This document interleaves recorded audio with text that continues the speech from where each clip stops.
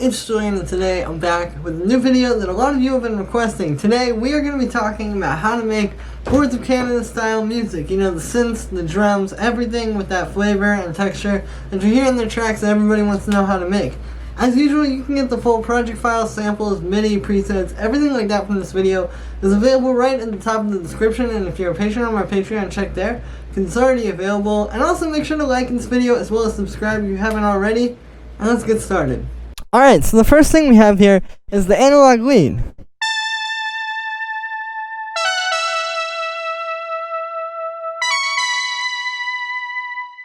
So here's the MIDI for this one. You can see that it's very, it's kind of just jumping around, but it's all just following fifths and, pretty simple musical intervals here. This actually, oddly enough, reminds me, a lot of these kind of musical phrases that they use, I was really trying to get that, Boards of Canada style thing, where, it almost reminds me of, a Beatles song, or, some very, 60s psychedelic type of stuff, in terms of the notes they're using.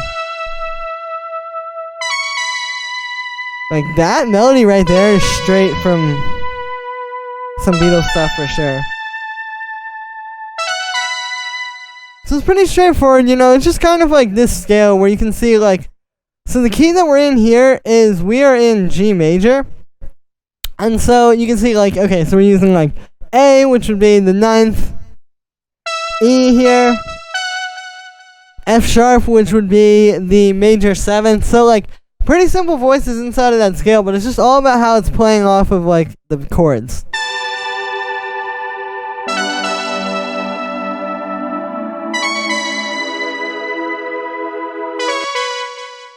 For the sound on this one, it's made with analog. So analog is really good for making these style of synths, because it has that character to it, that very warm vintage feel, and it has a lot of little imperfections and just kind of things that it adds to the sound that make it feel very realistic. So especially the filters are just very warm.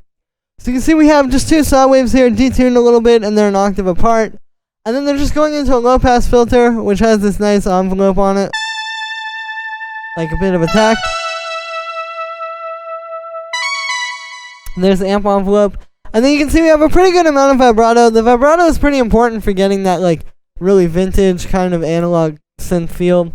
And then we just have it going through some chorus and some echo for space. You can see it's this faster slapback echo. It's on ping pong, so it's wide. And then we just have a bit of drum bus. Drum bus, of course, I've used it a ton on this channel. It's really good for this style because it really helps to add that analog warmth. A lot of people want to know how to get that sound. And the truth is, it's not just going to be your processing. I think a lot of people think there's a magical effect that you drop on that gives you that kind of warm, more tape-esque feel. But it's a combination of the synth sound that you're using, the notes that you're playing, and then how you process it. And so this drum bus, you can see, pretty much shows you what you would want. Just some type of warm saturation like this.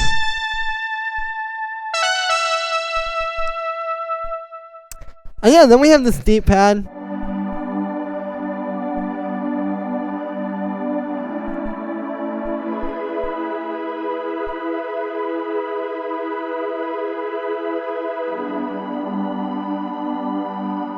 So you can see the chord progression here is pretty simple. It's all just major chords. And what we're doing, so we're using this G major, again, that's the key that we're in. Then A major. And then we're just going up to an E major up here. So if you look, it actually kind of goes, you can see it actually kind of technically breaks the scale because we're doing G. And then that G sharp shouldn't really be in key. But, it's one of those things where it's just kind of creating that very kind of vintage feel. And these chord progressions are very unique. Not a lot of people use chord progressions like these, so it can be hard to figure out how to do it, but I recommend you play with that. Just start with some major chords and just pick that major chord shape and just move that across your keyboard and find different chords that are going to work together to give you this vibe, because these are all close together. If you just went through and did what I just described, you would find these three. That's why I did that. And then I just have some droning notes on top of those as well. And then for the sound, this is actually made with wavetable. So we're using this bit ring wavetable here.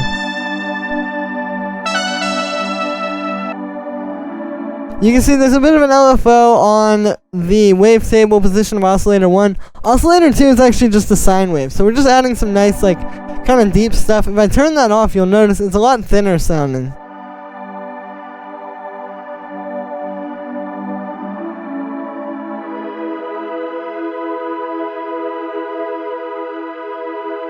And then when we turn it on, it becomes just a lot deeper and more full. And then I just have some unison on that. We have a low pass filter on there as well. And then we just have some chorus and echo and reverb for space. You can see the echo has 2 different times, so even though I don't have it on the ping pong setting, we're still getting some stereo width because of the fact that you're hearing 2 different things, or a different thing in each ear, essentially. And then we just have some reverb. And then I have this. This is actually a bit warmer. So this is one of Ableton's presets for the saturator. I used to use this a lot on this channel. It's one of the most famous presets for saturator. You know, it just makes things really fat.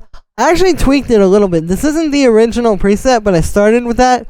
You know, this is just a good way to kind of add that warmth. And I like adding it after everything. Like, a big part of this sound is not just, you know, saturating the pad, but getting that saturated delay and reverb on it too.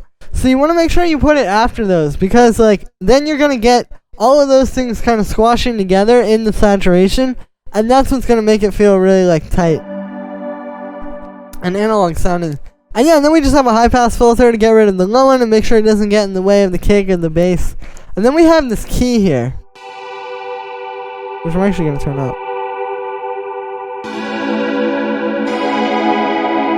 So you can hear, this is playing a similar chord progression. It's actually the same root notes there, but we have some extra notes up top. So essentially we have these suspended chords. The suspended chord in a very simplified way is any chord that's like this, where, like, you just get those notes that are like, there's just one note in between each of them and it's 3. That's like a very non-music theory way to describe a suspending chord. And yeah, it just kind of adds some tension to the chord progression.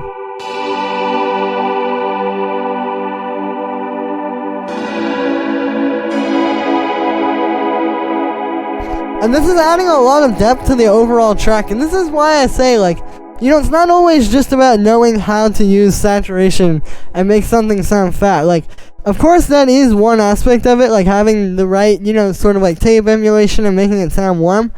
But it's really going to come down to, like, the music that's being played. If you have cool stuff being played musically, you know, like, it's going to come together a lot easier with your saturation and that kind of stuff. Like, that's really only one aspect of it, but you have to really try to make things interesting musically as well.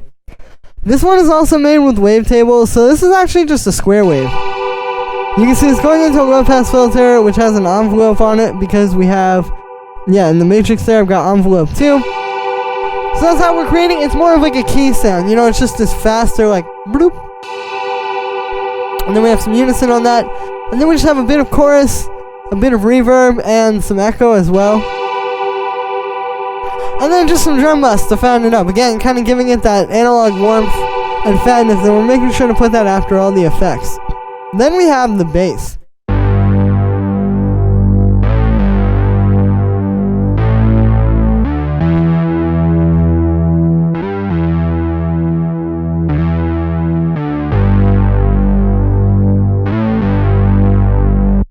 So yeah, you can hear this is the bass line. It's just following the chord progression. It's the same thing. G major, A major, E major, just like you saw with the pad. But what's happening here is there are all these different notes where it's like bouncing around and sliding and gliding and just adding stuff on. But if you notice, all those notes are just notes that are inside of this G major scale. Like, it's just G and A there. You know, D and E, where you'd have D would be the 5th.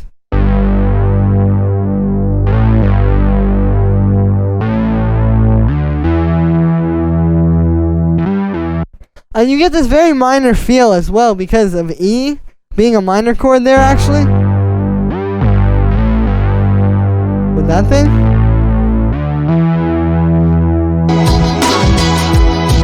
So you know, that kind of adds something a little bit like a bit of contrast to the very major sounding pads. And again, this is how, like, the music stuff is all going to come together. Like, of course, you know, we're making a fat synth sound, we're making it sound analog and warm. But you gotta have the music down before you can think about that stuff, because that stuff is gonna be kind of worthless if your track doesn't really sound that good musically. And And yeah, so for the sound on this one, it's made with analog. Again, analog is just really good for these types of synths. And the way I made this is you can see it's a saw wave and a square wave, which are an octave apart. On the square wave, we have this pulse width being modulated with an LFO. And yeah, and then you can see I have a bit of noise as well. Those are going into a low pass filter, which has a bit of an envelope on it, so we're getting that like that's how we're getting that more of like a plucky sound. There's the amp envelope, and then you can see we have a pretty fast LFO. And then we just have some unisons. So that's just making it like really big and fat like this. If I turn that off, you can hear it's not quite the same thing. So that's really important to get that big. Like this to me is meant to sound like a really big fat analog like Juno 60 bass or something like that. And then of course we're using drum bus here to make it fatter. And then I just have an EQ here just to cut out a bit of room. You know, just cuts out some mud around like between 100 and I think that's like 150 hertz or so. Yeah, you can hear that. And then just boost the low end to bring that out a bit more since this is the bass. And yeah, that's the bass. And then we have the kicks. So what's happening here is you can hear the kick pattern. Obviously, you know, it's a pretty straightforward sort of trip hop, like boom bap type of kick pattern. What we're doing here is we're using two different kicks. This is a technique that I noticed in a few of their tracks, where essentially what they do is you have like a really big and full one for sort of like the main kick, and that's just going doom, doom, like this. Like if I play it with the snare.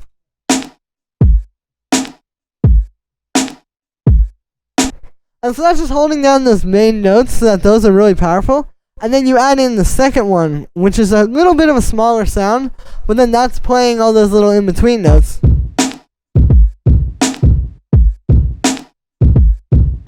And you get a really cool groove that way. And yeah, it's something that kind of like separates this from like, you know, it takes it from being just like, you know, a kind of standard boom bap beat where you would just take like a kick sample and just kind of make the beat. And adds a bit more depth to it and makes it something a little bit more unique and a little bit more like futuristic. And it just gives more movement to the low end, you know, it makes the track just a lot stronger. And these are the little details, you know, that are going to make a big difference in your overall track.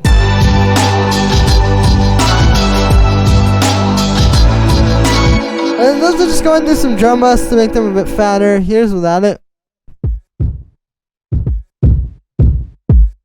And then with it, so you can hear it just really fills those out there. And yeah, then we just have this hi-hat.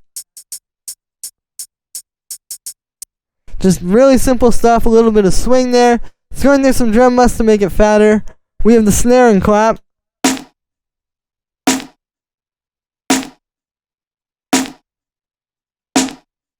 So this is the snare, obviously that's got most of the punch. And then that's going through some drum busts, and then we have the clap as well.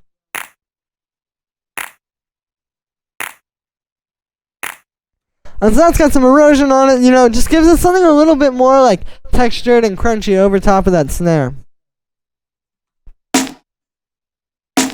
I've noticed like a lot of their snares, they'll have that big punchy boom bap 90s snare, but then the clap on top of it is the thing that kind of makes it a little bit more unique and a little bit more electronic as well, so it's important to add something like that. Then we have this amen break actually.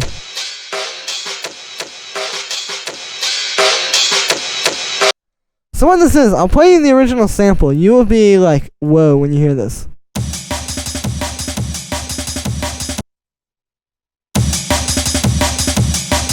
So yeah, it's a full-on, like, really nice, actually, drum and bass amen. Like, if I was making a drum and bass track, this is a really, really good one. You know, it's just super full. It's been processed a million times by a million different people, and it's just come to the stage where it's really big. But what I've done here is I've taken that and we slowed it down, so it's a lot deeper sounding. And you can see I pitched it, and I also chopped it a little bit to make it follow the pattern of the kicks.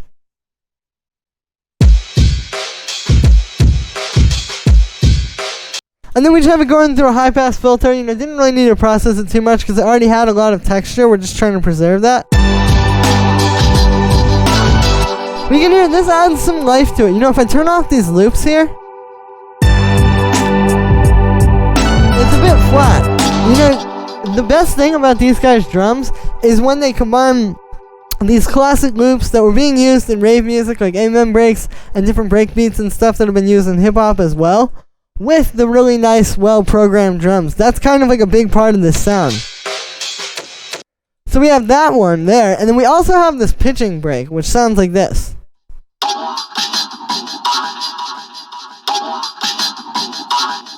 So as you can hear, this is just a break, which just adds a little bit more kind of nice textured percussion over top of that one. You can see it's got some delay, and it's being fattened. Yeah, just adds some fullness to everything. But the interesting thing that's happening here is, if you notice, it's also in key with the track. So it's almost like you're adding another melody by having that.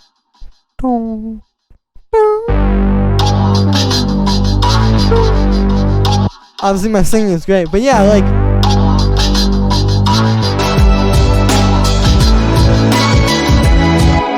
when you hear it all at once, it can seem like it's kind of hard to pick apart, but when you see it all broken apart, you can see how each layer really contributes to the drums here. And like, this is something really nice that I've noticed in a lot of their tracks. Like, they'll have something like this, and it just really adds like a layer of depth to it, because it's something that's percussive, but it's just also got this really nice texture to it.